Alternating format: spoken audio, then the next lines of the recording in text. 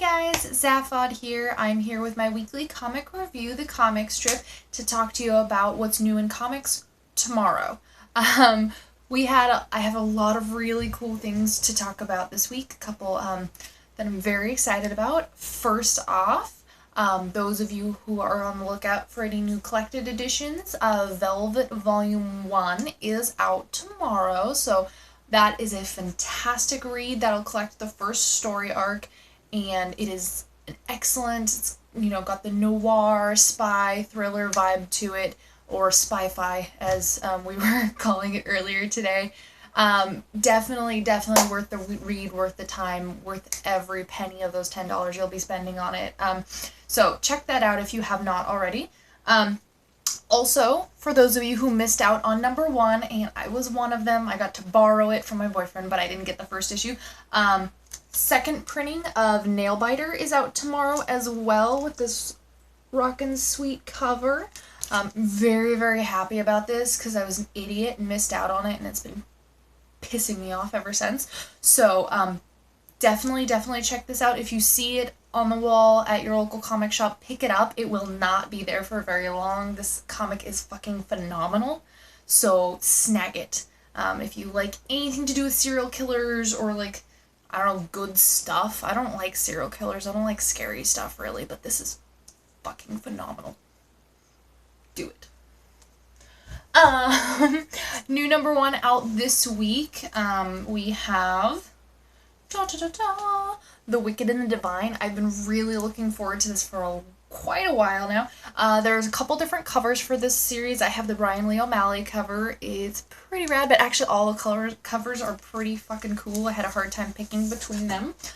So for those of you who don't know, The Wicked and the Divine is about, there are these gods who once every 100 years they get to live on Earth as in human body, but with god powers, for 2 years, and then they have to die and come back again in 100 years. So this is showing you modern day, these gods, they're now, rock stars and idols and stuff like that, and just delving into the craziness that is all of that. And it's really cool. It sets up the story amazingly well. The art is fucking it's insane. It's Karen Gillan and McKelvey. They worked together before several times, and there's fucking a reason for it because they're amazing. If you like Young Avengers, it's the exact same team doing this one. Create your own stuff, really good, top notch. If you like nice things, it's good. I would definitely highly recommend it. It's my one of the favorite number 1s that I've read recently, so I'm very happy with it. Next up, back from its long hiatus, so happy I'm so happy I took a naked selfie with it earlier today. Sex Criminals, yay! I'm so excited. It's the beginning of the next story arc. This issue is called Coming On. Yeah. So, our 2 heroes, John and Susie, have to figure out what to do after they've been caught attempting to rob a bank using their magic sex powers. So is it life as usual? How can you really go back to normal life after that? This issue it's really good. It has its highs and it has its lows emotionally speaking. It's all a high quality wise, but you're just like, oh. It's really good, but it's definitely going to have a little bit of a shift of pace and feeling than the first arc, at least so far it feels. I was really happy because I tend to read the letters pages of this because it's a lot of just really funny sex stories and just Zdarsky and Fraction being ridiculous, but they did have a point where they talked about all the insanity that they've been going through over the last few months with this title, with it being such a huge success that they weren't expecting. And they mentioned that they went to Emerald City Comic Con and, sorry, I'm trying to remember what they called it. Hold on.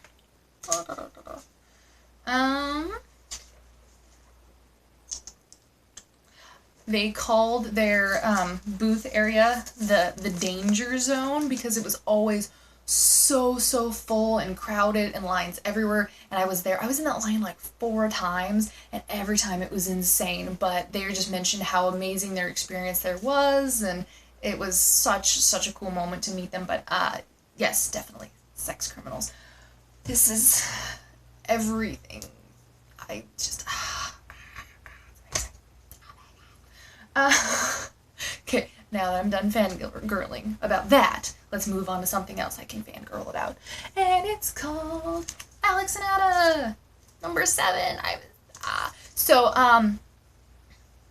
Ada has recently become sentient, and she's, they're trying to resolve how do you have a sentient robot in a world where, that's considered dangerous and it's feared, and she has to figure out how to pretend to be normal while really having this, rich humanity under the surface. So this is progressing really well. The great issue, no exception. They're all great issues. And this one, for those of you who don't know, it was originally solicited to be a little shorter. I believe it's been bumped up, so it'll be a 15 issue series, which I'm really thrilled, which means that we're just under halfway there, and I'm really excited to see what's gonna come in the second half, because I love this series so much. Next up we have Batman Eternal number 11. I'm featuring this issue for a couple reasons. One, it's got a lot of Stephanie Brown as she kind of goes and digs through her father's past a little bit.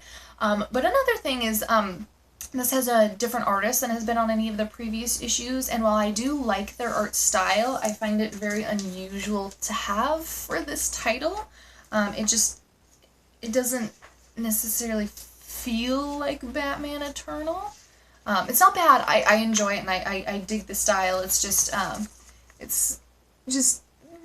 different than what I was expecting out of this. Not bad. Just different and a little jarring to see the huge transition in art styles.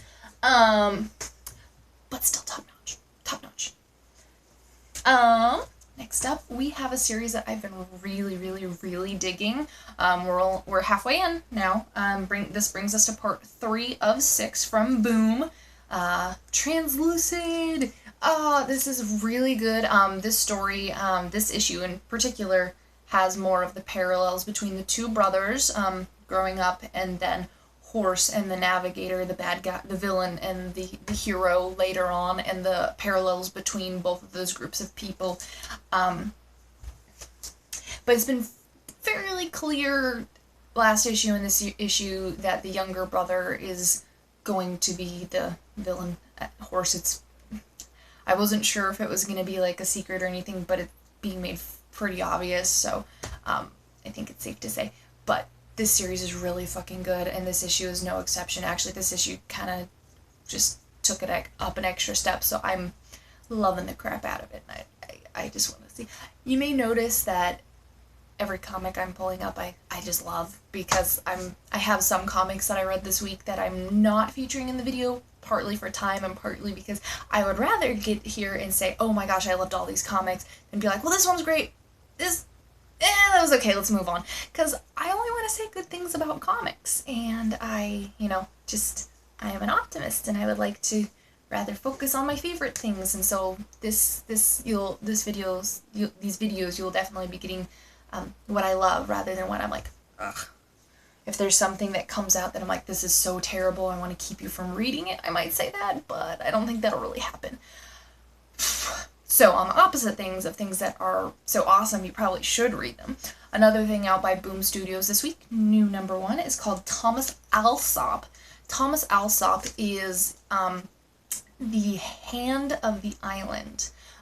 What this means is he is the supernatural guardian to Manhattan Island. His ancestor was cursed with this power by a Native American, and ever since then they can sense any supernatural goings-on, and he can fix them, and it's descended throughout the generations, this title. And so now modern day Thomas Alsop is the Hand of the Island, and he's also a little bit of a like social media sensation, I guess, kind of a trying to make it out as an icon, as a paranormal detective kind of thing, but it's really good. The art in it is fucking gorgeous. I really it was number 1 and it was Boom, so I figured I'd give it a chance, because why not? And it was excellent. I highly, highly recommend it. If anything I said sounded cool, it is. It's totally cool. You should check it out.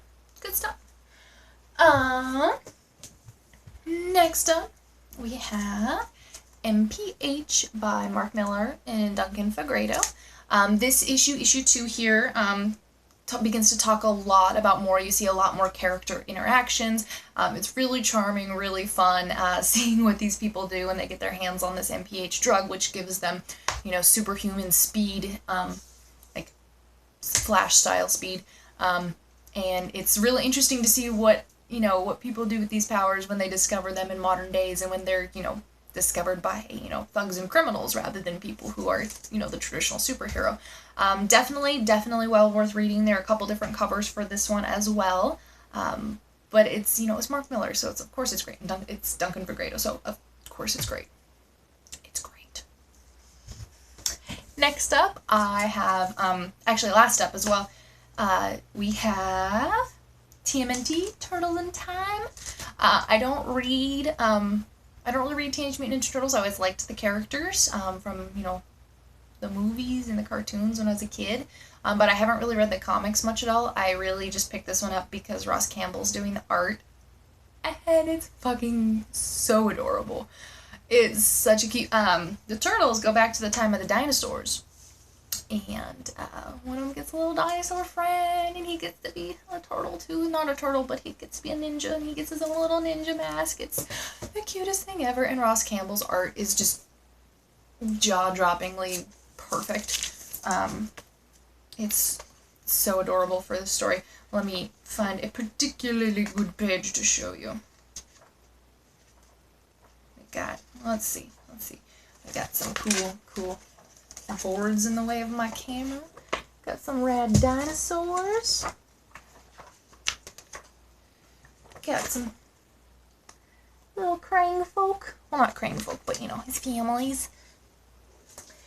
And yeah, it's really cute. I'm really excited to see where it goes because it's turtles and dinosaurs and it's Ross Campbell.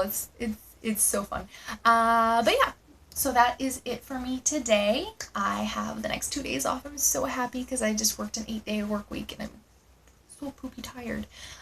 So in the next couple days, I'll be doing kind of Ask Me Anything videos. So if you have any questions for me or any topics you'd like me to talk about, throw them in the comments or message me and I will see what I can get to. Anyway, thank you guys so much for listening. I really appreciate it. You can follow me on Suicide Girls Instagram, Twitter, or on YouTube. And have a good night, guys. Happy Comic Day tomorrow.